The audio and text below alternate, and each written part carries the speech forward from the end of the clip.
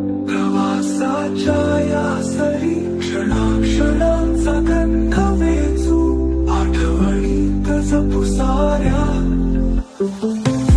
निघालो सफरीला नव्या स्वप्नांचा संगती. आणि फायनली ज्या क्षणाची आतुरतेने वाट बघत होतो तो क्षण आलेला आहे.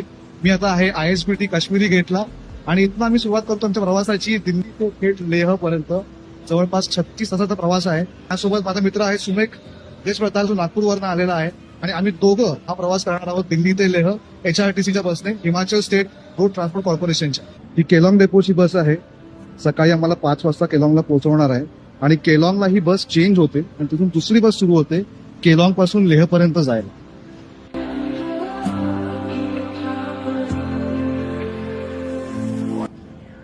भारतातल्या प्रत्येक बस फॅनच्या बकेट लिस्ट वरती असणारा असा हा प्रवास आहे दिल्ली ते लेह.